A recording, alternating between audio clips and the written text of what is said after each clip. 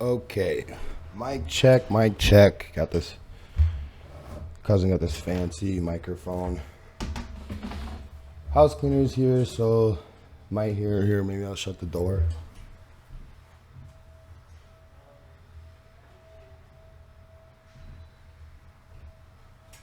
Okay, that helps a little bit. But so basically, okay. I don't know if my previous videos ever had an issue with voice audio. I think I was loud and clear, but this will make it clear, hopefully. So basically, to refresh, the Minnesota Mdewakanton are still seeking for federal recognition. There was just recently, and I believe they filed the lawsuit, the Toggersons. It was 2020.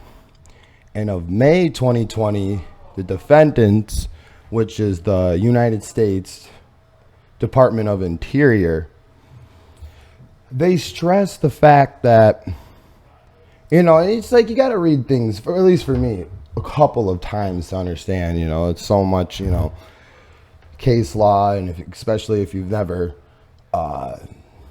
studied case law, you got to, every single site in every paragraph where they cite another case ruling, it's also important to read those because the defendants now, furthermore, are now the United States Department of Interior. They were stressing the fact that there's Part 83 in the process of when 2015, where there was a new method for the BIA to start the process for federal recognition. This happened in 2015. So pretty much, how there's old constitutional law, there's old statutes, there's treaties. 2015, there's a whole nother new process. So this is for unrecognized groups.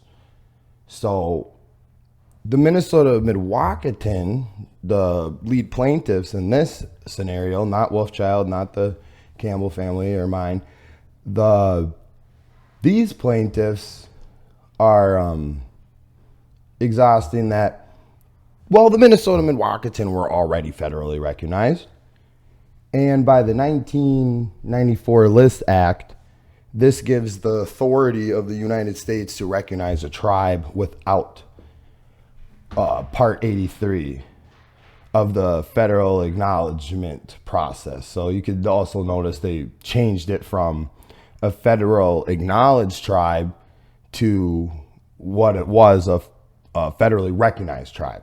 So if you look at it sounds similar. So one would just think, nothing too much of it. But if you look at those definitions, they are two different separate definitions. I mean, you could recognize something, acknowledge something. You could use those words for a similar situation, but wording is very important. So, with my now 10 years, this November will be my 10-year anniversary. Give and take, there's breaks I've taken or other business ventures or just life ventures and starting a family and getting married, working at the time, doing paver patios, door knocking for State Farm. There's times where, I wasn't able to do it every day, but then there were days, weeks and months and years where every day this was me either going to the Historic Society, talking with genealogists. This was me going to city councils around counties, promoting an idea of a new community.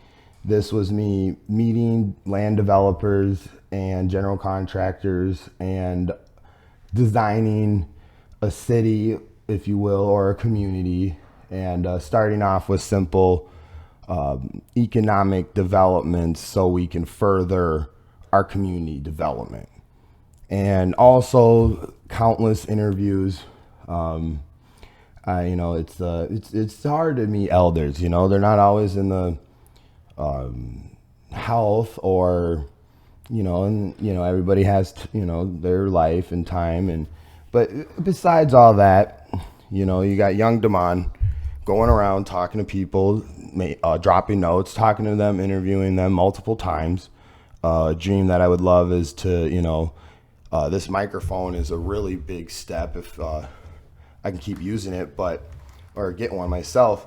That's what I was trying to do, is to make a podcast series, interview elders, one-on-one talk if they were comfortable, sort of like making a documentary or something like a series. So this is all documented. So all my work is documented.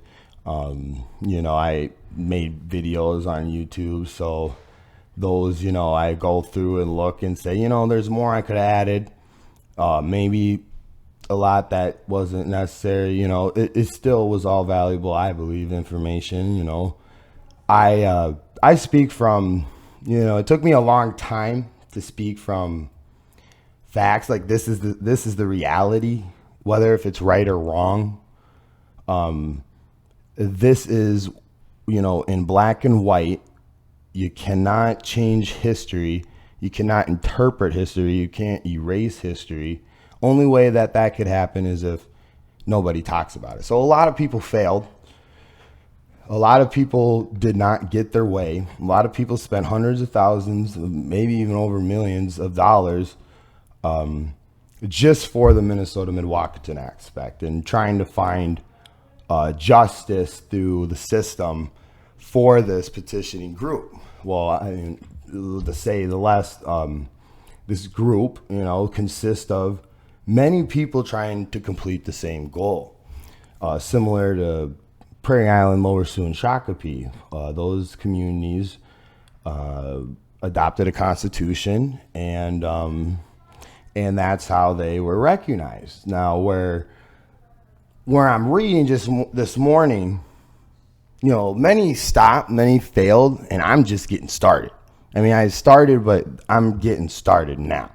The time is now. I'm ready to get gravy back into it. So, any support, I very little support there. I do appreciate the encouraging words, but I also would appreciate more out of people that they do just as hard of work or endure the struggles of it. It's not easy. So, I mean, what's easy is to say the Minnesota Mdewakanton were already federally recognized. Like, what are you guys doing? I mean, we just have a governing body and an enrollment list and all these social programs, education programs, health programs, economic programs already set up. I mean, from little do, I don't want to say it for the record that this is, what's going on, where these people do not have the structure set up. But from what I'm interpreting is that the plaintiffs, this group, believe that the Minnesota Mdewakanton are already recognized. So Part 83 does not apply to us. So I wanted to touch on that because, I find myself guilty even just within the past few years with my wife and our, situation where, I got comfortable. It's just like the struggle and the suffering before my wife, that hunger and desire to figure out a puzzle that nobody was able to piece was there. And it's easy to get caught in the world. It's easy to get comfortable. I mean, if you already have a home, a great job, and a family, you're great. You're already doing great, and if you're striving for better, you're already doing great. But we also have this unfinished business for decades. We could say over a century at this point. What's going on with the 12 square miles? What's going on with the Minnesota Mdewakanton? We know that these 3 IRA communities consist of the Minnesota Mdewakanton, but they're not structured as the Minnesota Mdewakanton Band of Sioux Tribes of Minnesota. So what's going on with that? Because these IRA communities, they're enrollment criterias are similar to what the Minnesota Mdewakanton, not similar, the same. You have to be an 1886 lineal descendant. Then it goes into their own constitutional laws and adopted ordinance and amendments, where now you have to be a descendant of a charter member, and a charter member is one of the original founders of the community. So it's been making it, harder and harder. And then even then, within these communities, if you lack a land assignment, you can't be adopted in as an adult, unless if you are a minor that of a parent that's already enrolled. So now you have thousands of people unaccounted for, possibly receiving that docket 363 check, for the unenrolled Mdewakanton and interest payment. You got to understand, these communities that did start did not cut corners.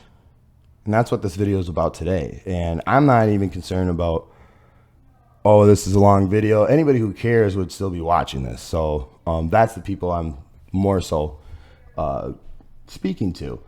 They didn't cut corners. They made a constitution, probably failed. I mean, again, these people, I can't speak for every single individual, but I'm pretty sure that, a lot of this was done without a college education. Norman Crooks was incompetent, or not incompetent, where I'm trying to think of the word, illiterate. That's the word. He's not incompetent. Obviously, he started something great, or contributed something great. Many stories and families would have another,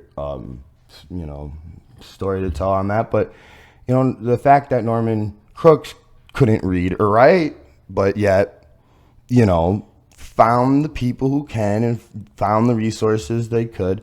I believe Felix, in the Felix Colon handbook, he was writing something similar to that. I found something where Norman, they were using a credit card, trying to make something work, and then it's just, amazing to think of what, if you do get acknowledged or recognized, what comes with it, even if the little that, we're not talking about the economic freedom. We're talking about a recognized and acknowledged race of people that has been deprived through westernized and hostility and many sorts of things like that. So, cutting corners, to get back on that, if the court's saying that do this process, and if you, get rejected,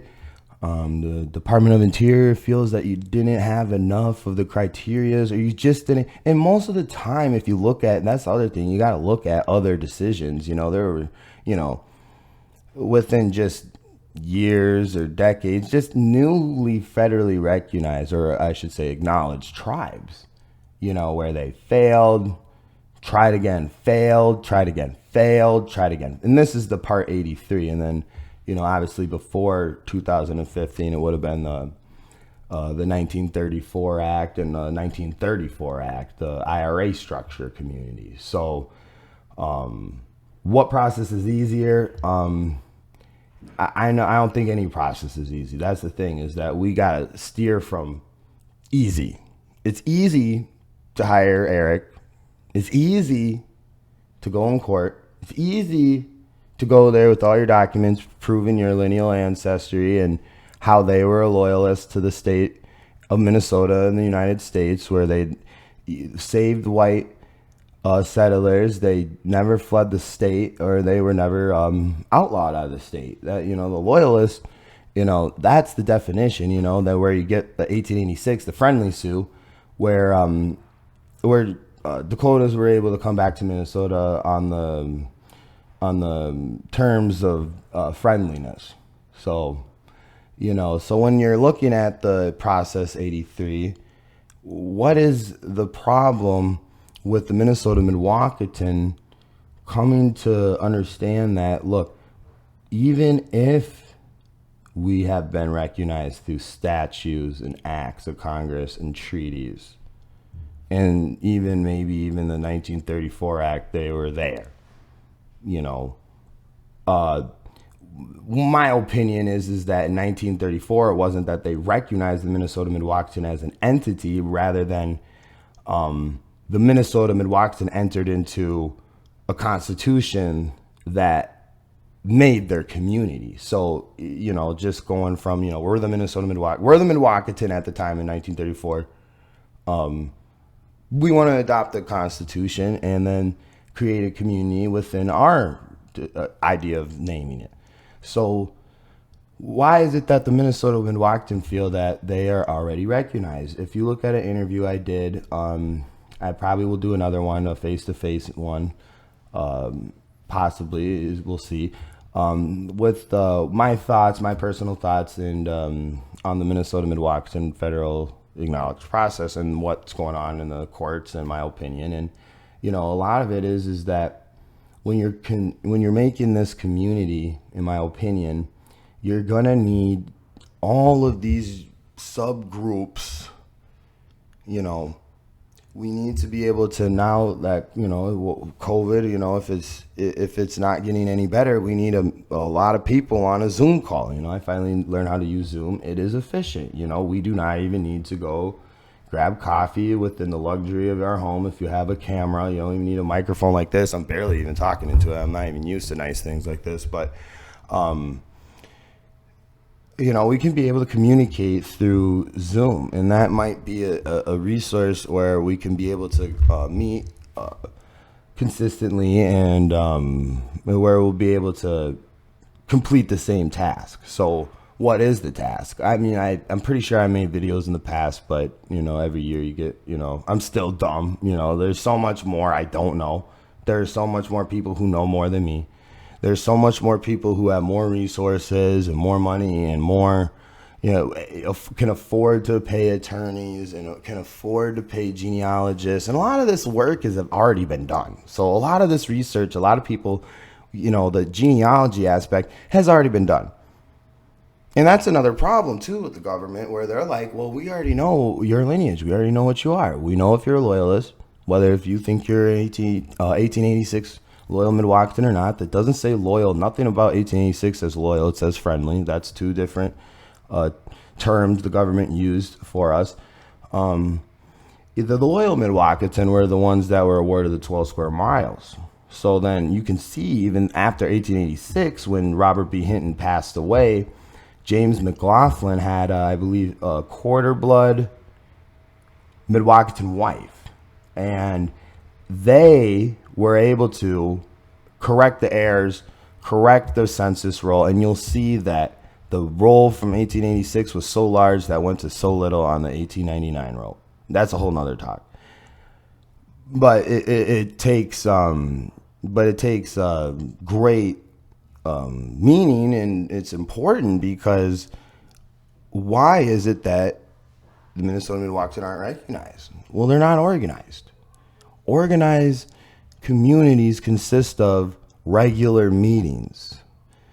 Organized communities consist of people with a similar religion or past similar religion, where maybe you're not full-fledged Dakota religion.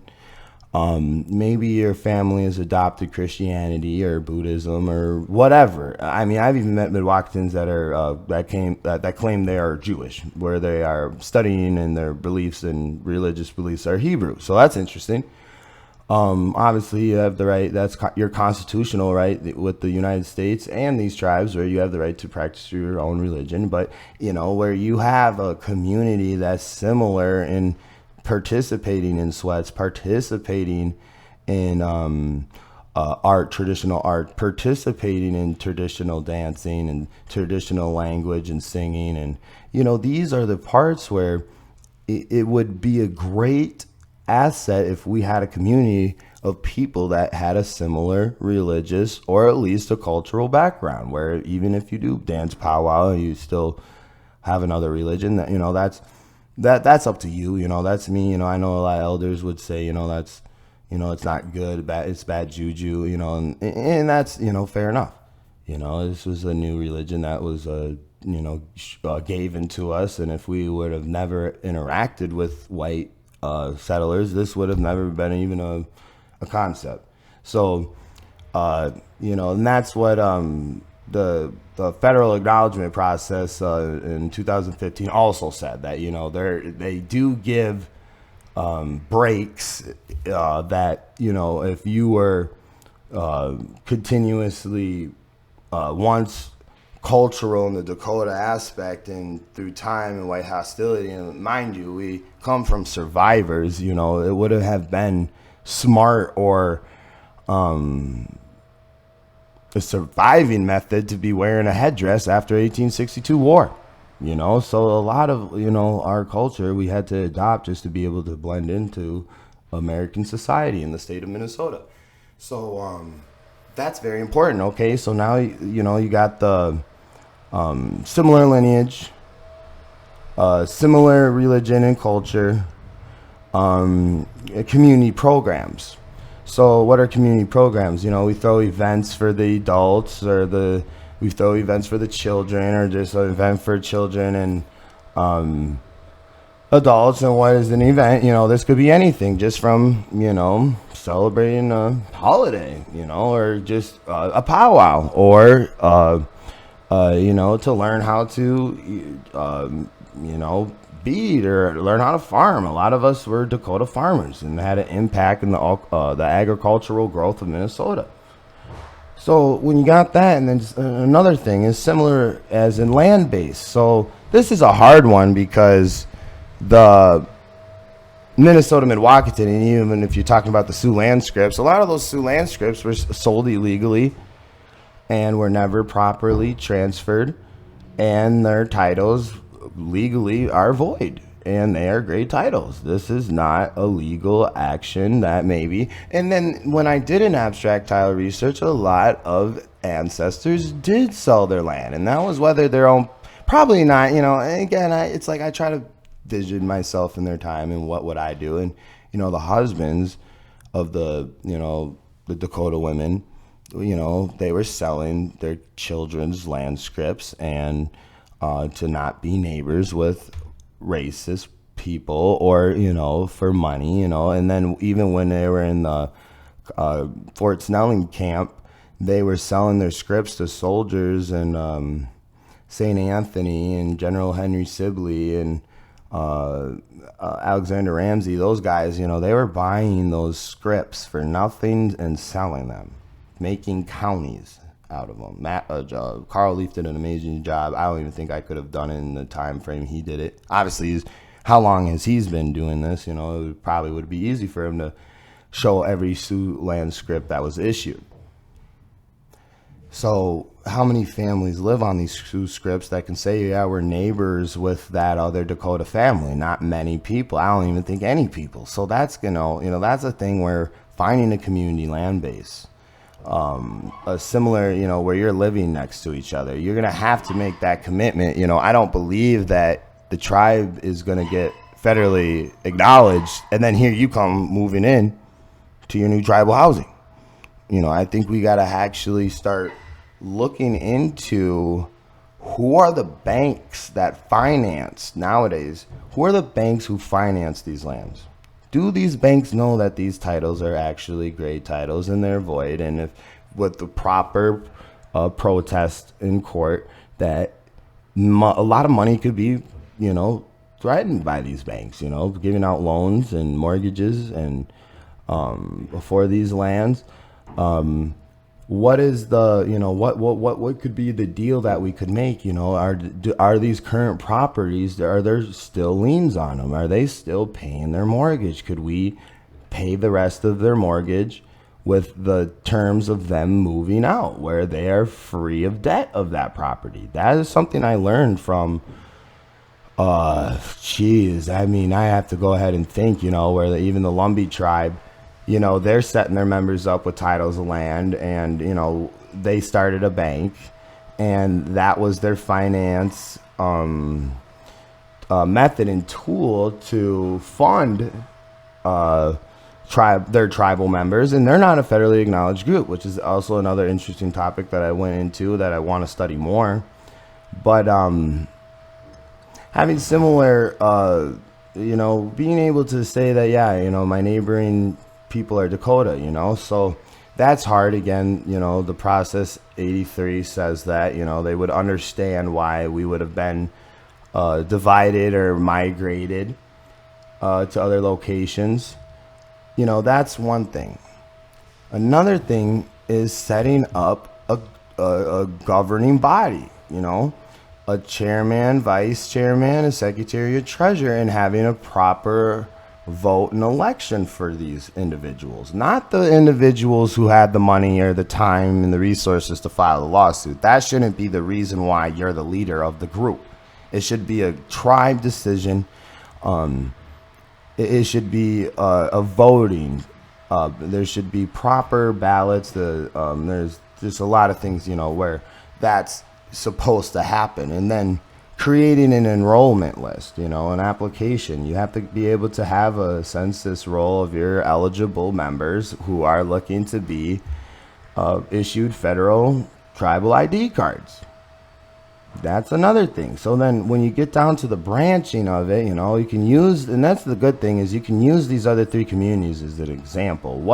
Their community center, their employees, people in positions, enrollment officers, financial officers, people working in health, they're, making health programs, promoting a doctor's office, a dentist, a chiropractor, even an addiction, a rehab center, a treatment center, a mental health center, help center, just things where, we're trying to be a self-sustained community. This is what the government wants. This is why I believe in 1891 with the Organic Act, all those treaties, I want to, they not voided, but, they stopped doing treaties with tribes. They considered tribes wards of their state. So that they can't, the government said, well, by 1891, they're like, well, tribes aren't, we signed treaties with them, but yet they're not here being self-sufficient people on the reservations, or they're not able to organize to be able to go onto their reservation to occupy and use.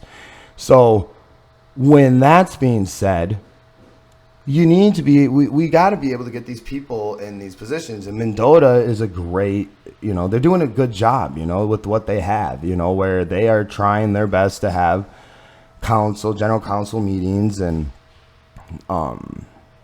they're trying to they have powwows, they have events, they have donors. They're a 501c where they can get donations, and you can look at the flyer. There's the bank and the Best Buy and other lenders that are borrowers, I guess, or not borrowers, lenders, donators, that Mendota was able to find. And that, that's a good example too, where what a community that's not federally acknowledged, but similar structure to one that is. So, but with tightening up and people taking it seriously, that's what it's going to take.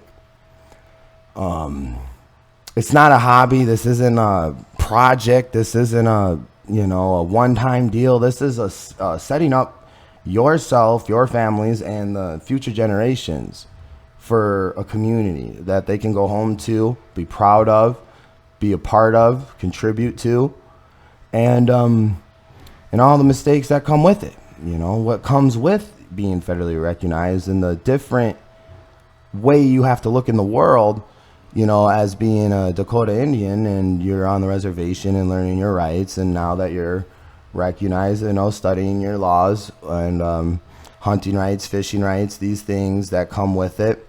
This is something where when we present to you the Minnesota Mdewakanton, please have a seat, sit back, relax, enjoy the show.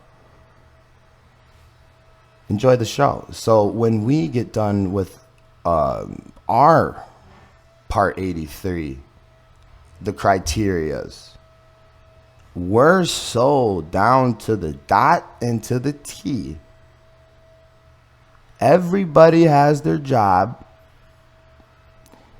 Not a lot of chiefs and little Indians, more so little of chiefs and more Indians. See, we have a lot of people who want to lead this, and I humbly say, again, it should be a vote. It shouldn't be who sounds smarter, who's more charismatic, who has more money, who has the time to do these things. It should be the person that the tribe in the community, the enrollment list, the general council is what it's called, making a general vote.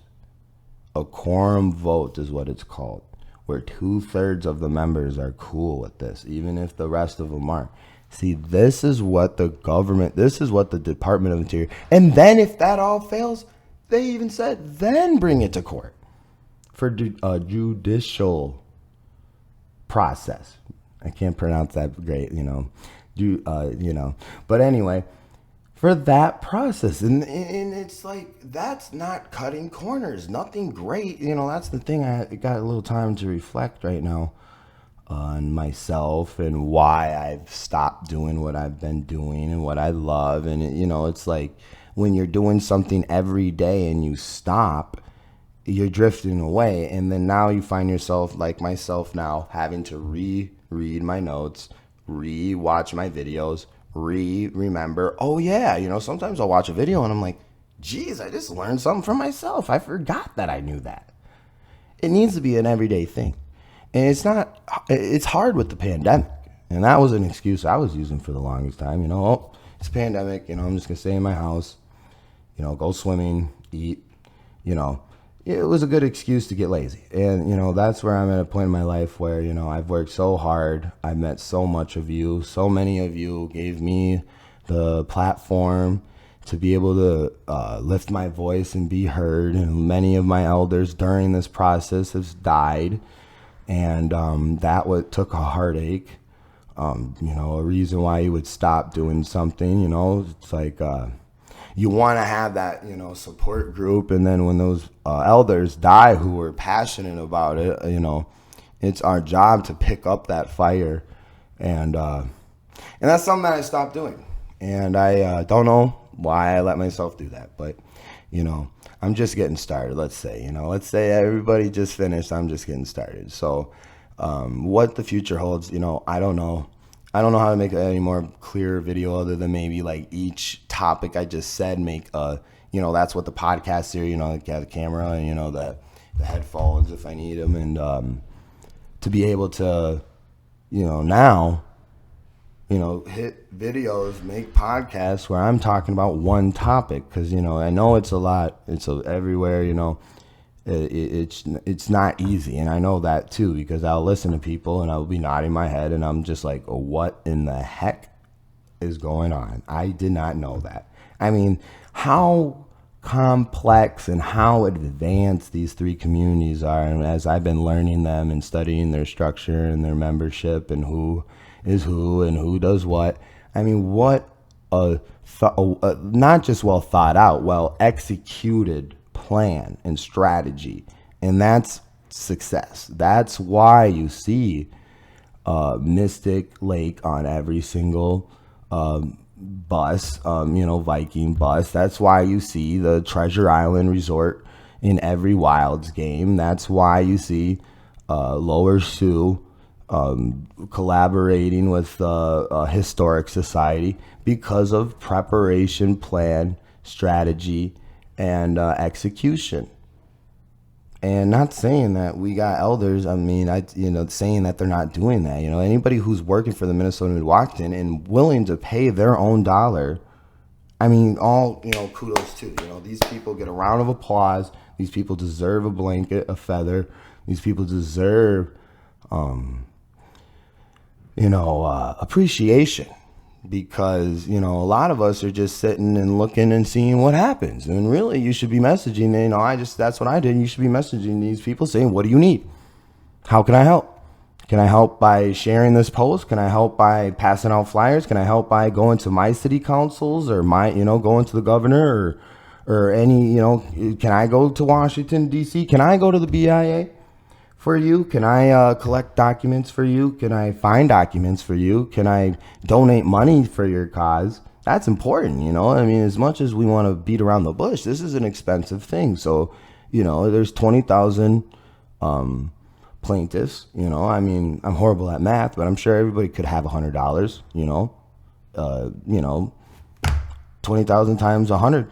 It's, I don't even want to say the math answer because I don't want to get it wrong, but that's a lot of money. That could do something. It's like, can you get a hold of any news station or that's where I saw Indian Country News. They did a interview with me, but then they also posted Minnesota Mdewakanton claims their sovereignty. Well, that's great and all, but that's not how you claim your sovereignty, because you're still paying property taxes, and you're still unrecognized as an American Indian. That it was a shame to get a certificate of blood degree just to find out that if my grandfather wasn't enrolled with one of those three communities with enrolled with Shakopee, I wouldn't even have a certificate of blood. So what does that mean? It's not even, I don't even get qualified for a certificate. These are the things that I wanted to kind of get hyped about. I wanted to tell people about. I want to say welcome for those who are new.